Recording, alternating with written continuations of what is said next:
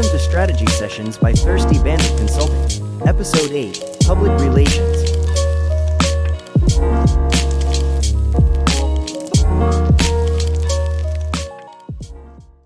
Hey everybody, this is Corey Kraychek, and I'm here with Rachel Brown again for another Strategy Sessions podcast.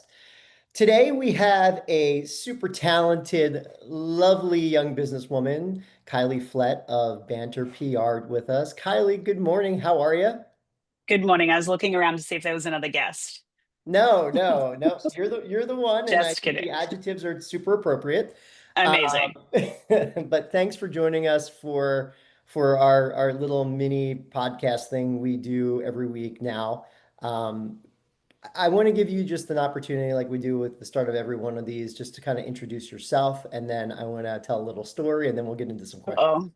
Oh, yeah. I'm Kylie Flett. I've been doing public relations and kind of integrated marketing for about 20 years. After a decade working with one of my friends and mentors at a beloved Philadelphia agency, I kind of recently decided to make the plunge, start my own agency, focusing exclusively on working within the beverage space. It's called Banter PR, and I like to say it's for brands with something to say. Hopefully, if they're doing it right, every brand has something to say. You would think, right? Well, the question is, do they have something to say and is it newsworthy, right? And that's where I think a seasoned PR professional hopefully comes into play and helps guide brands, businesses, people, restaurants, hotels, into making sure that they're getting that newsworthy content out there to the right audience, influencers, journalists, etc. Absolutely, and it's you guys are unsung heroes sometimes, but we'll get to that into a moment. I didn't want to forget about the story of how Kylie and I met for the first time. Right? I don't think I've ever told you this, but in another lifetime ago for both of us, when I was running my event planning company, Rolling Barrel, we did a program called Brews and Bow Ties at the Hmm. Society off of Rittenhouse Square in downtown Philadelphia. And it was a super fun event. It was a fundraising event that we launched. It literally just kind of hatched out of the idea of like, I want to design an event where people can drink beer fancy. Like, Yeah, love and that. and Kylie was affiliated with some of the other people helping pull the program together. And she helped us get the word out on the street. And I think we had about 350 people at It was that. it was honestly an incredible event. That intersection, like you said, of casual beer and breweries at the height of the craft beer movement here in Philadelphia with some of Philadelphia's best dressed socialites. Yeah, and we had like Gosh, now very I'm scared because I'm like, do we bring it back? I would honestly, that's one of the ones, and we did a lot of really cool programs and events over Yeah, sort of the 10-year run at Rolling Barrel. But Brews and Bow Ties always had a special place in my heart just because of how unique it was. And yeah, everybody always wants an excuse to dress up fancy for something. yeah, yeah. So anyway, that was our story, and then she and I have sort of weaved in and out of each other's lives here and there over the last 10 years. And when we launched Thirsty Bandit and Kylie lost Banter, I mean, with her experience, particularly in beverage, I just thought she'd be a great guest to have one because you've got Oh, thank just a you. wealth of experience. So, all right, well, with Well, that, I'm not very used to being in this seat, so I apologize in advance for any, language trigger warning. Who knows what's going to happen? So no, it's all right. We try not to edit these because we amazing. want it sort of raw and uncensored and uncut. So we might get what we Perfect. asked for. Because I was a really bad publicist and put zero talking points together. So let's go. Well, so what I was kind of saying earlier is, it's about 20 years for you, right? I mean, you've been in the industry for about 20. And Yeah. Yep. Yeah. I got my master's degree at LaSalle University. I was coaching lacrosse there. That's how I ended up in Philadelphia. And I was, I was like, women's athletics, this sucks. I want to do that. And I actually interned with Mr. James Zeleniak over at Punch Media a long time ago, I guess that 20 years ago. And then I was like, this is fun. This is a great way of remaining in the beverage industry without having to stock a bar cart, a beer fridge at 4 a.m. And I found that this was a really fun way to remain in the hospitality scene. Um, I might not still have a great quality of life. It's certainly not 9 to 5, but I guess at least I'm not stocking that beer fridge. So It's a very good point, and I think Rach, that's truth for us too, So true. right? It's so true. Yeah, now that that, little bit of work-life balance back, no beer That's a carts young being person's stocked. game, Yeah. Let Yeah. let the energetic 21-year-olds do that stuff, right? Hmm. yeah, now I'm Um, just stocking my champagne fridge instead, at right. my Awesome. house. So Love that. Love that. Well, I mean, but over those 20 years, obviously we've had a global pandemic, we've had ebbs and flows in the industry. I mean, how have you sort of observed at ground level how PR has evolved over that time period, particularly within this industry? yeah, it's been absolutely incredible. I think even with the global pandemic, for me, the biggest change has really been the last 2 years. So I don't know if that is a result of the decline of beverage, the shrinking newsrooms, the rise of AI. Um, I'm a bit exhausted. I mean, it's just unprecedented challenge after unprecedented challenge. So I think right now that's what I'm living in, I guess. I mean, as you guys know, specifically American, wine has been um, hit hard the last year, whether that's tariffs or other things. So I think I don't know if I'm answering your question, but I think right now the biggest difference is um, instead of long range strategy building, which is what I had kind of built my career on, we're really looking at what can we do immediately to support these brands? How can we integrate our PR strategy with sales and other marketing efforts to amplify, lift, support, etc. So it's really challenging, and if I was smart, I wouldn't have started my own agency. I'd be doing like weight loss drugs PR when I'd have healthcare. So that's where I'd be at. Well, what's ironic is it's some of those inhibitor drugs that actually are chipping away at the alcoholic beverage industry, right? I mean, I there's think so. I think so too. I think you're right. I think it's the rise of those GLP-1s. I think it's the market has never been, more competitive. The rise of THC products and beverages, a decline in alcohol consumption overall. I think there was an article that came out this week that said 54% of Americans report not drinking alcohol, which is the lowest since 1958.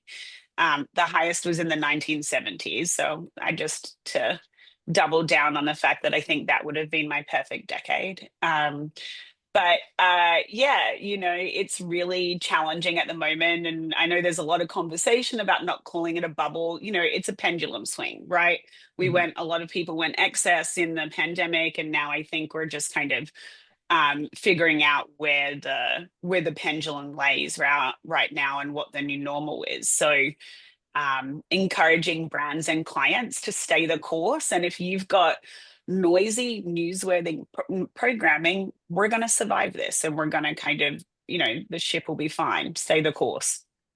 I mean, we agree 100%. I mean, the wine industry in general is really viewing this as a market reset moment. But Yep. even during times of challenge, there's opportunity out there. You just have to have a plan.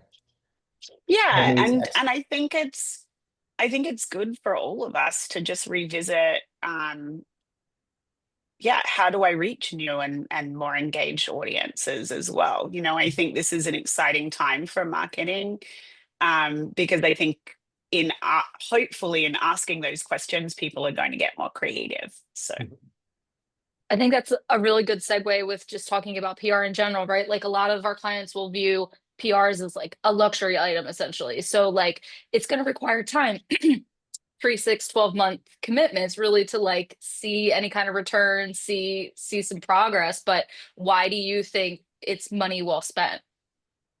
I think that's a great question, and I always, maybe it's that former lacrosse coach in me, but I always say a best defense, best offense is a great defense, and if it's not you, it's one of your competitors, right? In that story, but I think when you really look at it, unfortunately, our mates in the media, their newsrooms and their resources are shrinking. So it's really about how do I, as a publicist, become an invaluable resource to them?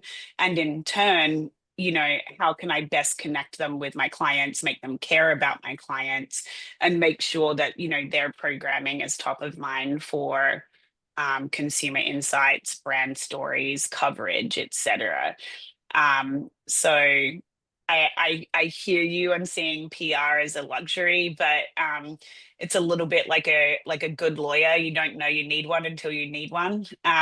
So hopefully, that doesn't happen through a crisis or something like that when you don't have a strategic communications partner on board and familiar with your brand, because those types of things can get scary and expensive. But like I said, it's about anything. There's much like lawyers, there's probably some shitty publicists out there, right? So it's about finding the right one that lives, breathes, believes in your brand, product, category, and goes to bat for you. Because right now I can tell you it's not a time to just be blasting out press releases and hoping for the best. I mean, you have to be nimble.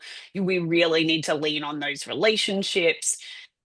We really need to be watching, like, what are the consumer trends, and how can we align that with, our clients and brands and best serve the journalists. A lot of times, our job has changed. It's about connecting with or vetting out influencer partnerships, or even, working on presenting strategic alignments, partnerships, pop-ups, etc. Um, does that answer your question? I feel like I just went on a weird Yes. tangent. Okay. I think it's another great segue, quite honestly, because I wanted to touch base on experiential because, Yeah, as far as the grand differentiator, quite frankly, I think experiential can be the key to the press release, I the grand agree. announcement, right? I mean, if you can come up with something to engage at that level, regardless of where the industry is at moment, people still want to do things. People still want to have experience more now than 100%. ever, right? And they want to share Yeah, those experiences. So we had one of our podcasts a few weeks back. Rach and I tackled vibe and aesthetic a little bit. We're working with a couple different clients who are rethinking tasting rooms, and they're rethinking environment fun. engage. And I fell into this New York Times article that was interviewing Gen Zers about vibe and aesthetic, and the alcohol industry in particular. And I thought it was interesting because they talked about how the emerging markets will totally go to a winery or a wine bar or a bar, even if they're not drinking, because they feel like it sort of matches their vibe and how they They want want to they want that experience. Instagram content. Yeah, Right.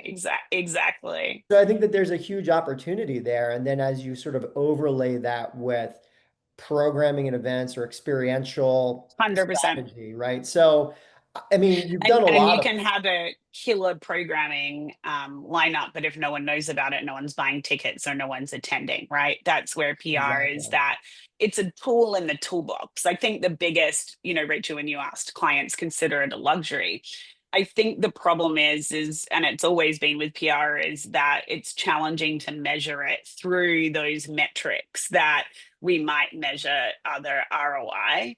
And I think if a client or a brand or a winery or a chef or whoever it is isn't looking at PR as a tool in their toolkit, PR is never going to be the tool you pull out of the toolbox to help, right? Like, increase sales, right?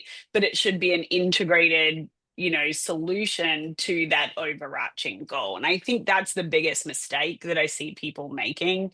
But if your goal is to raise awareness for killer programming at your tasting room, right? And maybe a sales goal that we can um, align with is increase, you know, visitorship by 20% year to date.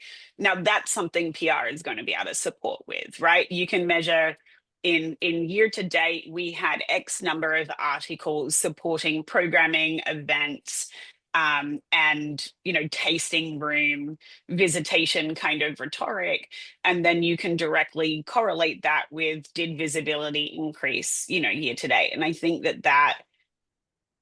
that's attainable and realistic, and could be an important part of a winery or brewery or distillery's comm strategy, that destination. And then some distilleries, breweries, wineries, they have event spaces, right? Weddings, where maybe even there's like a wedding vertical, right? Or opportunity to explore that through invites to editors that cover the space, real-time wedding coverage, etc. That might not fall under the liquid strategy, but I think that still falls under ways that you can support the overarching revenue goals.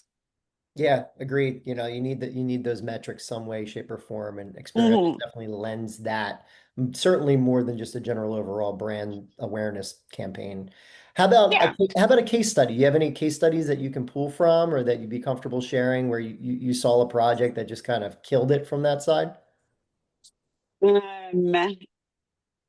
Not for a winery. It was really one of my long-term clients is Tamworth Distilling in rural New Hampshire. It's led by Mr. Stephen Grass. So he's a really interesting gentleman. He owns a marketing and booze agency called Quaker City Mercantile. And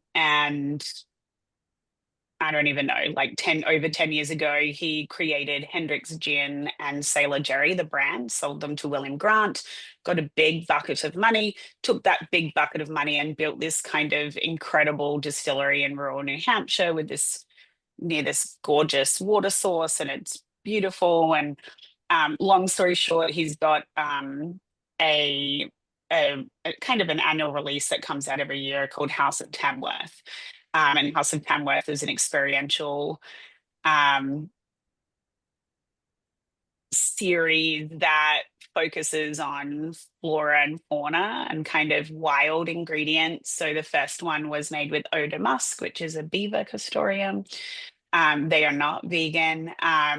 So a couple of years ago, he went viral for Crab Trapper, which I still have crab dreams. But I it's saw that one. Yeah, it was Very interesting. a whiskey flavored with an invasive species of green crab. So the second act to that was terrifying, because once you go viral literally for an entire year, I mean, how do you kind of do that? So we put together this incredible dinner with my mate, Chef Adam Diltz down at Elwood. And what we did was a Wild of New England's dinner, invited journalists both from Philly and New York to come up with it, and did a dinner that was inspired by the House of Tamworth line to debut their new spirit, Saison de Fray, which was a trout roe, like a smoked trout flavored brandy. So I know Wild. there's some absolutely It's wild. interesting. Very interesting, quite delicious. I know it doesn't sound it. But I think that for me was, Stephen Grass is this kind of noted marketer where people were seeing these spirits as not serious. They were seeing them as like, Stephen Grass is at it again. He's making these kind of attention grabbing products, not like, to your point, sending press releases, sending samples. I can't make people try it, right? I can't make people take it seriously. But the line is incredible. It focuses on sustainability. It's about, raising awareness for important conservation efforts, including the smoked trout brandy, where the brown trout was in decline because of the raising temperatures of the natural, water temperatures. So they're not breeding, they're being, their natural freshwater sources are being destroyed by over, forestation and things like that. So for me, hosting that dinner, getting the right journalists at the table, having Stephen Grass be able to speak to it firsthand, people could kind of see through it and be like, okay, this madman isn't just putting beaver and whiskey, like they're kind of being able to see the full story, if that makes sense, and really lean into it and be like, these are incredible products, really luxury, beautiful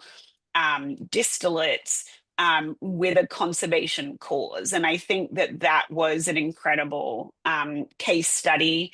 Um, and it did result in some directly correlate to some really killer press coverage, which I was particularly proud of. To see something, you know, present it to the client, have the client a little bit hesitant on investing resources, time, and money into an in-person event. You know, paying for bringing journalists up to Philly from New York, putting them in hotels, because PR, nothing's guaranteed. I can't guarantee coverage. I can know that I'm putting newsworthy content together. So I was particularly proud of that one, mostly Great because one. we illegally transported green crabs across state borders. But, you know, maybe that's for a different podcast.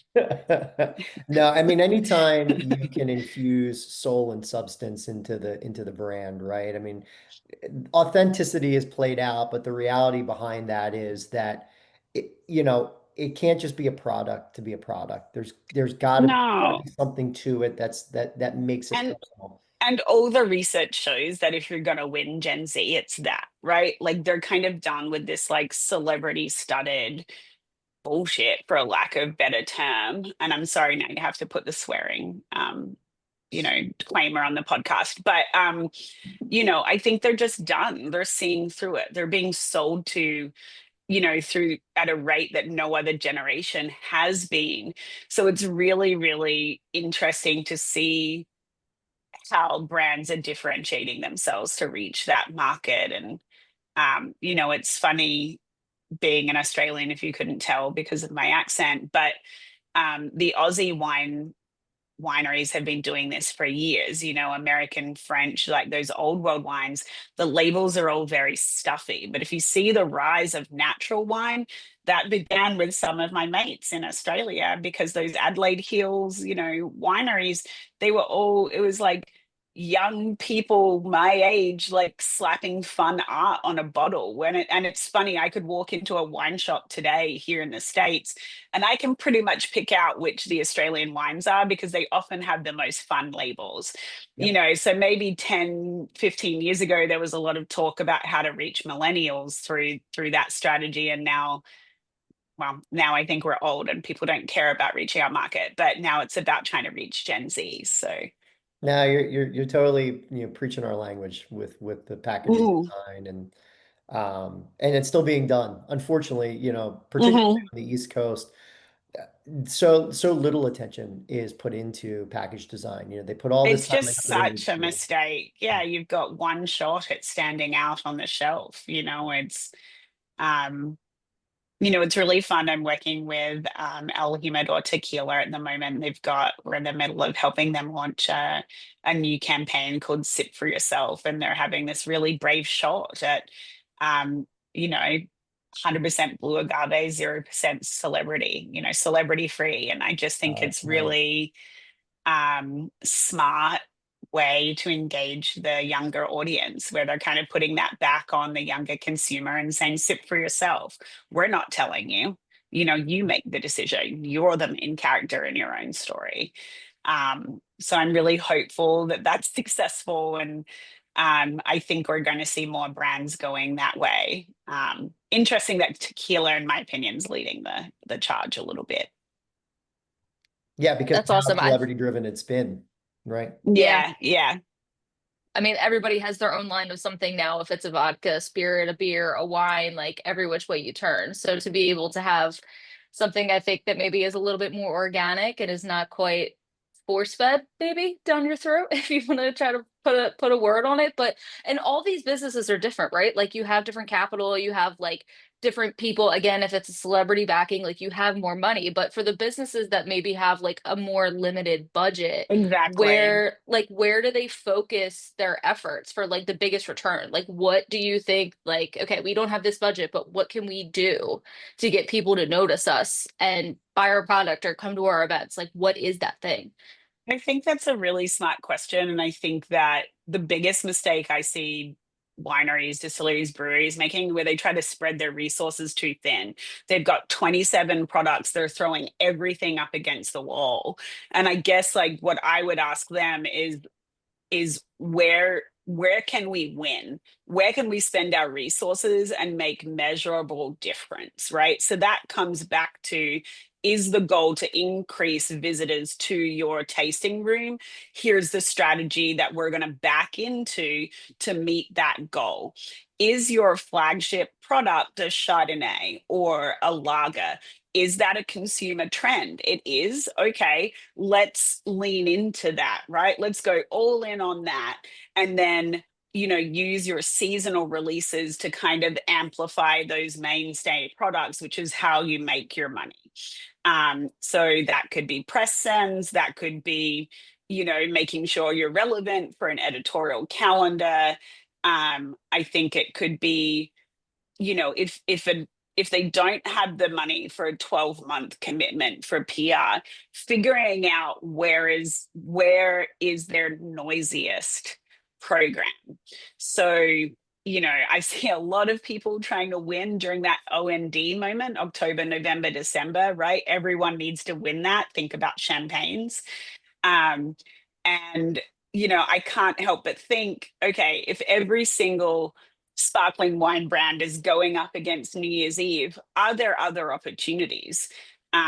So for a brand like Corbel California Champagne that I'm lucky enough to work with, I think we might be focusing on New Year's Day and owning the mimosa, right? I think we've got that super approachable price point. And if people are looking for special occasion wines, um, maybe Corbel's not able to fight against them. But it's about finding where we fit. Are our large formats more of a fit for editorial consideration for the holidays? Are our small format more of a fit? They've got these adorable little 187s that are single serve. But like I said, it's kind of like zigging maybe where everyone else is zagging. And I can't help but think, okay, we're gonna own New Year's Day versus New Year's Eve. I mean, it's a great way to hone in and focus on what matters, because everything else will sort of slide into place. I mean, you just Yeah, need to get eyes 100%. on your product. I mean, you need them to visit your digital presence, whether that's, strongly on social or a traditional website. Once they're there, they're going to learn about everything else. Find that one thing, and as you said, go all in, which makes Yeah. complete sense, especially with a And limited budget. yeah, exactly. And sorry, I didn't quite answer your question, Rachel, but it's like if everyone's trying to own October, November, December, I would challenge my clients or brands or wineries to think about, what are you doing in January, February, March? Because every journalist wakes up on January 1st and they still have stories to write. And no one has pitched them anything except for a holiday since August. So it's like now I'm like, okay, what are we pitching in January? Is it low ABV wines? Is it winter citrus spritz? Is it like short lead Valentine's Day to make sure we're owning and going right into that other gift period?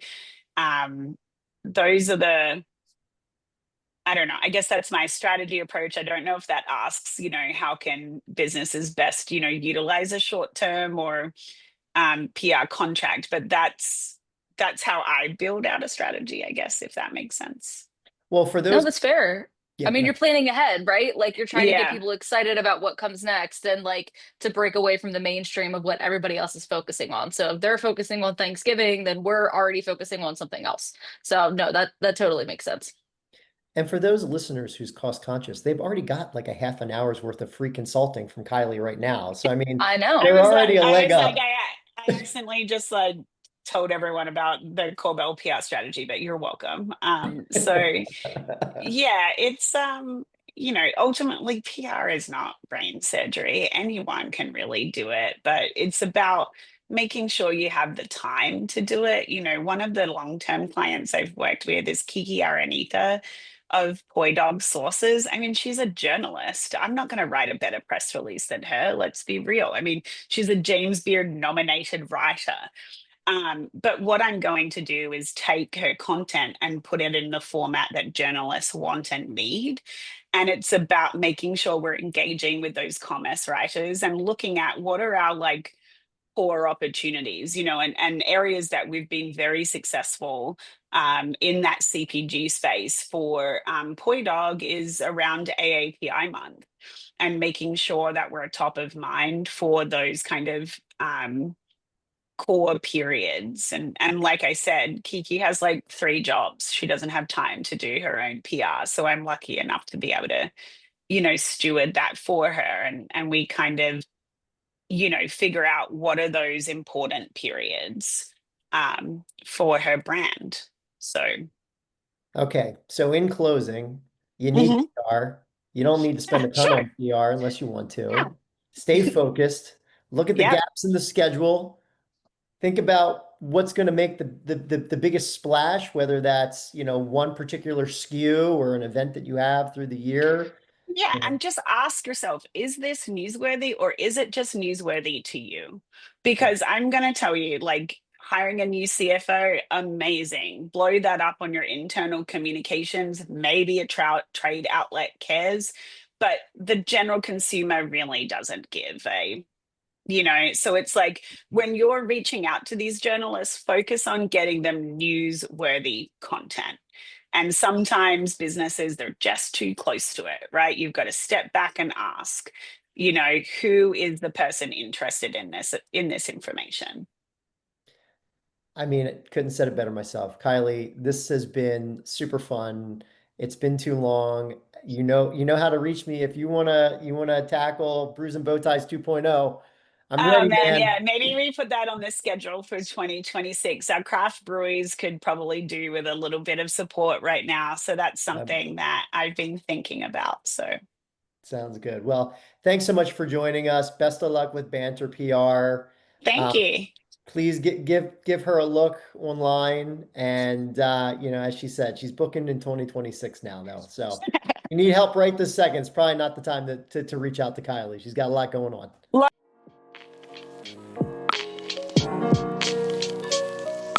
Thanks for joining us for this episode of Strategy Sessions by Thirsty Bandit Consulting. Please like, follow, or subscribe at Thirsty Bandit Co.